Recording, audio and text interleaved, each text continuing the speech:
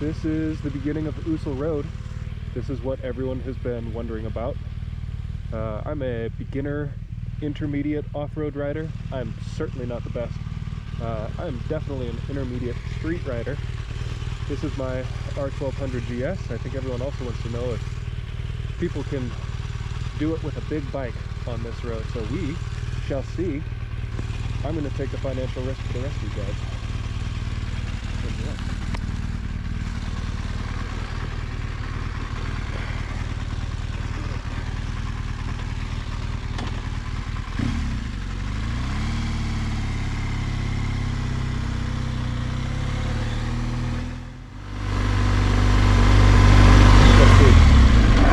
Yep, ABS is off. We are golden, boys. We are golden. This was me over Memorial Day weekend 2026. People online had me worried about Usal Road. I'd heard all of the horror stories about how torn up it is in 2026, how rough the rocks are, how deep the mud gets, how a sprinkle of rain makes it unpassable, how many people drop their bikes on this section, and how it's the place where big ADV bikes go to humble their owners. And honestly, after riding it myself in the slightly wet, foggy conditions I had during my trip, Usal Road ended up being one of the easier sections of my California BDRX. Now before everyone starts typing comments, I'll give you some context. I'm still fairly new to dirt riding. I didn't grow up riding dirt bikes. I never received any formal lessons. I don't shred mountain bicycles. And I never really considered dirt to be a drivable surface until last year when this BDRX section actually dropped. You can pretty much confirm that from my riding here. I guess the BMW GS marketing hype worked on me because I decided I needed to go out and adventure on this GS. My dirt riding preparation was about as unscientific as it gets. I borrowed a DRZ 400 and took it to an OHV park once. I spent a few hours learning basic dirt concepts, figuring out what happens when a rear tire loses traction, and generally trying not to crash. Then I put a set of Tusk 2-track tires on my GS. I rode some local fire roads to see if everything stayed attached, and did about 150 miles of riding on street to wear the tires in. I decided, that was probably enough preparation. The Tusk tires were about $250 for the set. Mounting cost another $100. Some cheap waterproof saddlebags from Amazon added another $90. And that was it. I was kidding.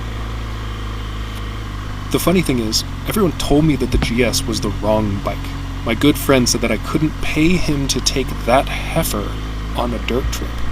And the internet consensus basically confirmed that as well. The GS was too heavy, too expensive, too wide, too complicated, and if I ever really wanted to learn dirt riding, I needed something lightweight like the DRZ. And after riding the DRZ, I completely understood why people love them. But I also learned something else. I don't actually enjoy riding one.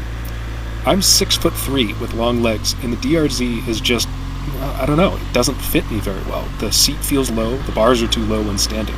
The bike feels skinny between my knees, and after spending time on my GS, it honestly feels like a toothpick. That doesn't mean it's a bad bike. It did exactly what I needed it to do, and I learned a lot in that 5-hour dirt session. But once I got back on my GS, I realized something important. I actually prefer my big bike. Big old drop-off.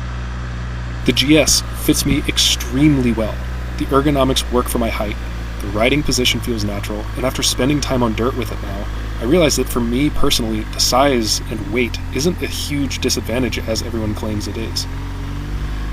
Another thing people don't really talk about enough with these BDR routes is that the ride to the trail is still a part of the trip. I don't own a pickup truck. I didn't trailer the bike anywhere. This wasn't a drive to the trailhead and unload situation. I rode my GS 4 hours north from the Bay Area to Fort Bragg the day before starting the route, what I'm calling day 0 for this trip. And honestly, that ride alone reminded me why these larger ADV bikes exist in the first place. The wind on Highway 101 heading north was brutal. Constant crosswinds, surprise heavy gusts, cold coastal air, long highway stretches at 70+ miles per hour. Even on the GS, I was getting pushed around in my lane by the wind. I feel like that's one of the things that kind of gets lost in a lot of online discussion about adventure bikes. Like, yeah, a smaller dual sport will absolutely be easier in tight technical terrain, no question. But 4 hours of cold highway riding before the route even starts is also part of the equation. Fuel range matters, wind protection matters, Comfort matters, and carrying luggage matters. The ride to the dirt still counts. So, going into Usul, I had all of that internet chatter bouncing around in my head. The reputation of the road, the weather, the size of my bike, my own lack of dirt experience. Weeks of stories describing Usal Road like it was some kind of impassable monster. And then the morning actually started. Leaving Fort Bragg, conditions looked exactly like the beginning of a bad decision. Light sprinkling rain, thick fog rolling in off the Pacific, moisture hanging everywhere. Visibility was constantly opening and closing depending on where the road turned. Everything felt wet before I even got onto the dirt. And mentally, that definitely raises the tension, because after reading enough stories online about how ugly Usul can supposedly become in wet conditions, the second you see fog and moisture, your brain immediately assumes, great, this is going to be a disaster. But then something strange happened. It was sort of easy. The tires hooked up just fine, the bike tracked straight, the road was firm. Mile after mile, the disaster I had spent weeks preparing for just never appeared. In fact, I didn't have a single traction-related issue on the entire section. Now, there's some dust in the air on some spots of the trail later in this video, which show how dry some sections were, but there's also a fair bit of damp dirt and mud in some spots. The big mud puddles that Usul is known for right before the beach turnoff were dry. No puddles, no standing water, no deep mud, no endless loose rock, no sand, and no technical single track. It isn't some chaotic off-road survival challenge, just a very solid, manageable dirt road with the occasional rough section mixed in. Honestly, a lot of it felt easier than some maintained forest roads I've driven in my Subaru. That doesn't mean you can completely shut off your brain. There are potholes, of course, there are uneven sections, washboarding in places, there are some rocks, some washout berms, and some narrower stretches where you do still need to keep your wits. The northern section of Usal Road after Usal Beach is a little rougher than the road south, but it's still, in my opinion, extremely approachable. No one uploads the smooth cruising sections, no one posts the easy moments. People upload crashes, recovery footage, mud holes, and worst-case scenarios. Pretty quickly, the entire road develops this almost mythological reputation, and before riding it yourself, you start to expect some kind of expedition-level challenge. But in the conditions I encountered that morning, the overwhelming feeling wasn't fear. It was mostly confusion about why the internet made it seem so terrifying. I'm going to let the rest of this video run so that you can see the conditions of the road. If you don't really care, now's the time to stop. If you'd like to see the rest of the condition, I'm going to include both south and north of the trail, essentially just what I caught on camera in my experience. Enjoy.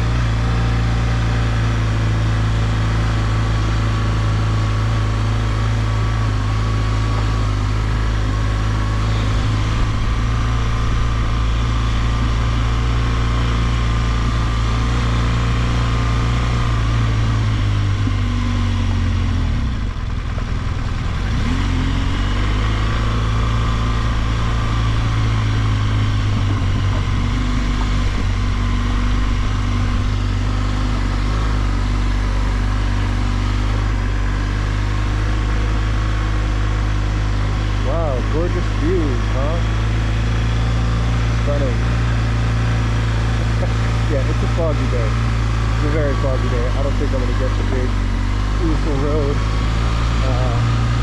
gorgeous views of punch that people typically get.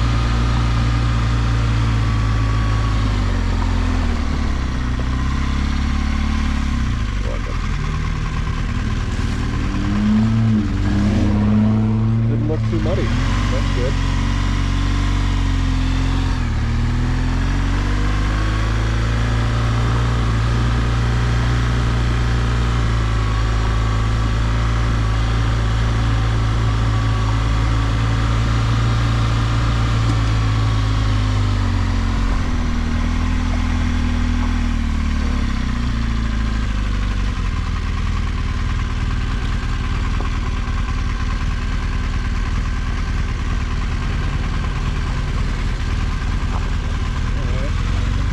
Little mud.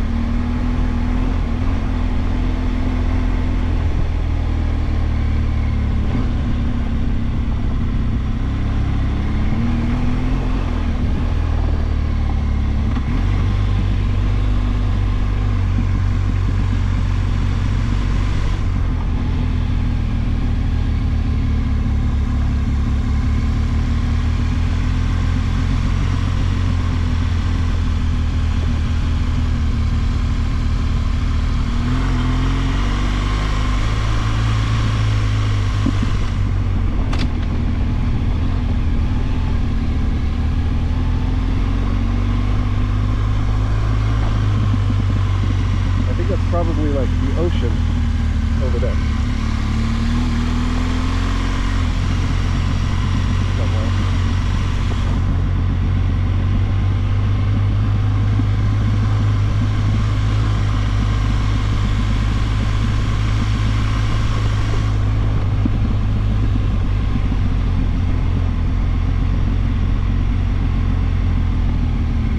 Careful line.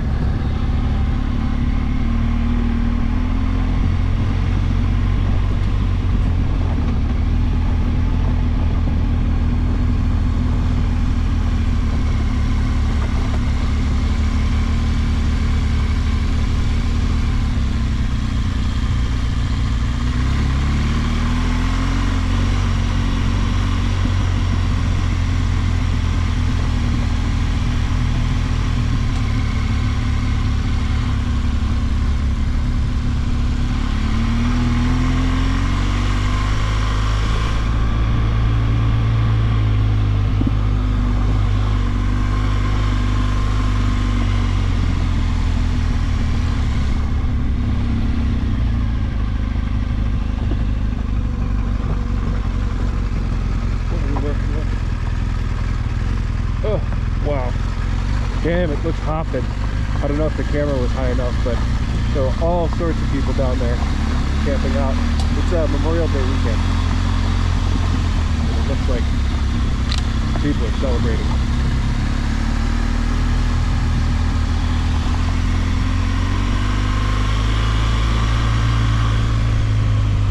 Oh, yeah, man, there's like 15, 20 trucks down there.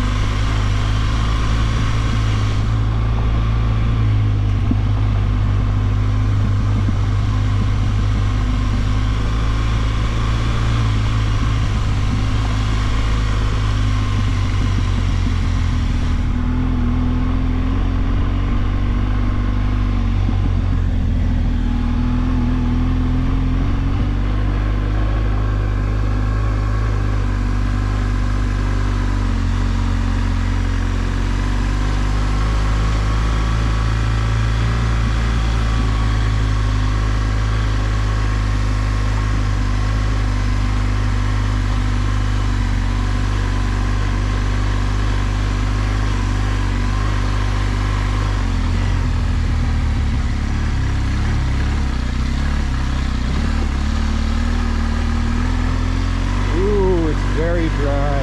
It's good. It's very good.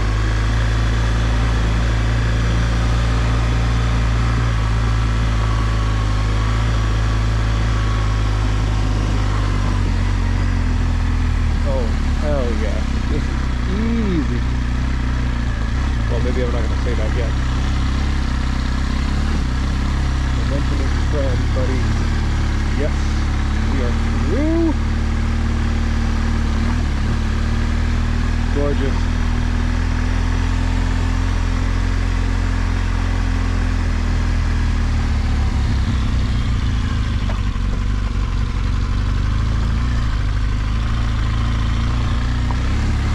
Getting some sprinkles, some rain.